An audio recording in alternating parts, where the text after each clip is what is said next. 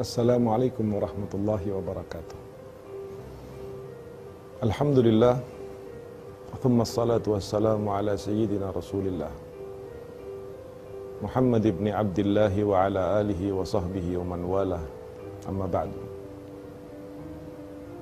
Saudara-saudaraku seiman yang dirahmati oleh Allah subhanahu wa ta'ala, kemuliaan Allah telah diberikan kepada kita. Ramadan telah ditakdirkan untuk menjadi peluang yang sangat besar bagi kita untuk mendekatkan diri kepadanya, meraih rahmatnya, meminta ampunan kepadanya, dan membebaskan kita dengan segala dosa-dosa kita dari janji siksa api neraka Allah subhanahu wa ta'ala. Dalam bulan suci Ramadan ini kita bersyukur kepada Allah karena di negeri yang kita cintai ini kita hampir setiap saat mampu untuk berbenah diri, baik dalam saum kita maupun di dalam akhlak kita atau di dalam ibadah kita yang lain, dengan banyaknya tausiah-tausiah dari para alim ulama, dari para da'i yang menyampaikan himbauan-himbauan agama agar kita menjadi lebih baik dan bertakwa kepada Allah subhanahu wa ta'ala. Sering kita mendengar di bulan Ramadan ini sebuah hadis yang disampaikan oleh para guru-guru kita tentang bagaimana Allah subhanahu wa ta'ala memuliakan bulan Ramadan ini dengan membuka seluruh pintu surga, menutup seluruh pintu neraka, dan membelenggu setan-setan di dalam neraka. Namun ada satu pertanyaan yang sering terlintas di hati kita. Bukankah maksiat itu adalah sebuah hasil dari godaan setan sehingga manusia lalai dan kemudian melanggar perintah Allah subhanahu wa ta'ala? Jawabannya ya.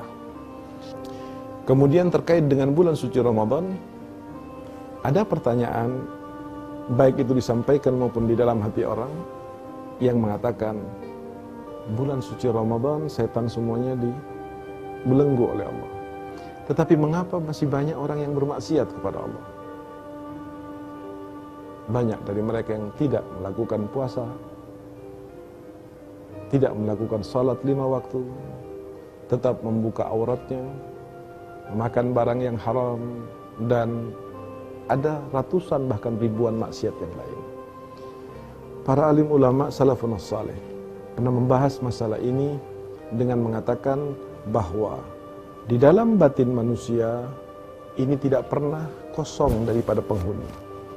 Hati manusia selalu memiliki penghuni, dan penghuninya hanya 2, Allah atau setan. Jika Allah ada di dalam hati manusia, maka setan akan keluar. Dan jika setan ada di dalam hati manusia, maka Allah pun tidak akan masuk dalam tanda kutip ke dalam hati manusia tersebut. Setiap perbuatan maksiat ataupun perbuatan taat itu akan memberikan sebuah reaksi kepada watak dan kepribadian manusia itu sendiri. Dalam 11 bulan manusia melakukan ketaatan kepada Allah subhanahu wa ta'ala secara tidak langsung, atau dengan kata lain, dia telah mempersiapkan batinnya, karakternya, kebiasaannya, tabiatnya untuk mampu berada di jalurnya Allah subhanahu wa ta'ala.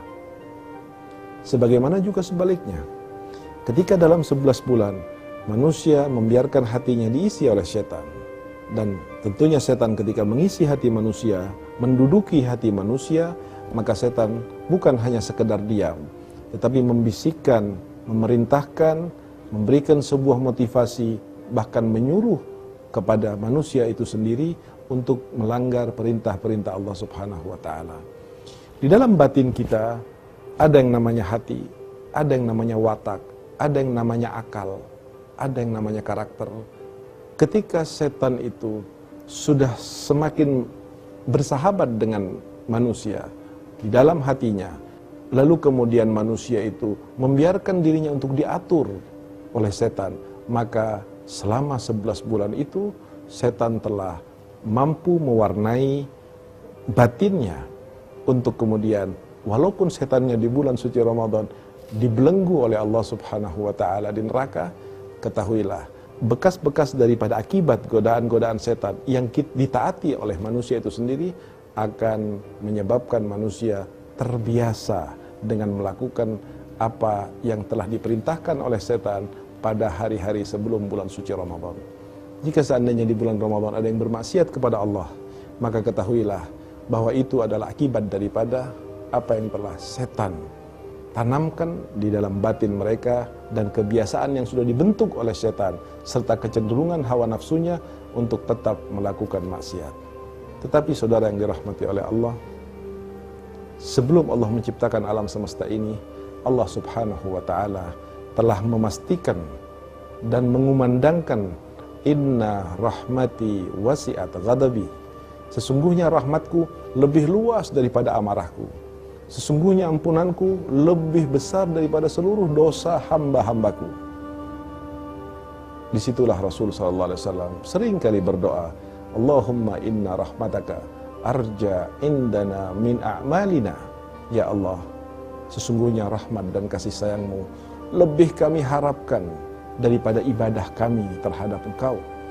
Karena jika rahmat Allah diturunkan kepada kita, diberikan kepada kita, maka keadaan akan berubah dengan sangat drastis sekali. Tetapi ibadah yang kita kerjakan, jika tidak mampu menarik rahmatnya Allah Subhanahu wa ta'ala, maka ibadah yang kita kerjakan hanyalah merupakan rutinitas ritual, menjemukan, beban yang memberatkan, dan kita seringkali terjebak dalam ibadah-ibadah kita kepada perbuatan-perbuatan batin yang dapat menggugurkan pahala daripada amal ibadah kita itu sendiri. Saudaraku yang dirahmati oleh Allah, mari bulan suci Ramadan yang agung ini, hamparan luas daripada rahmat dan ampunan Allah, jangan kita sia-siakan. Katakanlah setan telah menguasai hati kita, tetapi yakinkan diri kita bahwa Allah lebih kuat daripada setan. Allah lebih kita harapkan rahmatnya daripada apa yang telah setan tanamkan dalam batin kita. Orang yang bersungguh-sungguh di bulan ini, berarti dia adalah orang yang mengetuk pintunya Allah. Dan pintu satu-satunya saat diketuk tidak akan pernah ditutup adalah pintunya Allah yang Maha Rahman dan Maha Rahim. Wassalamualaikum warahmatullahi wabarakatuh.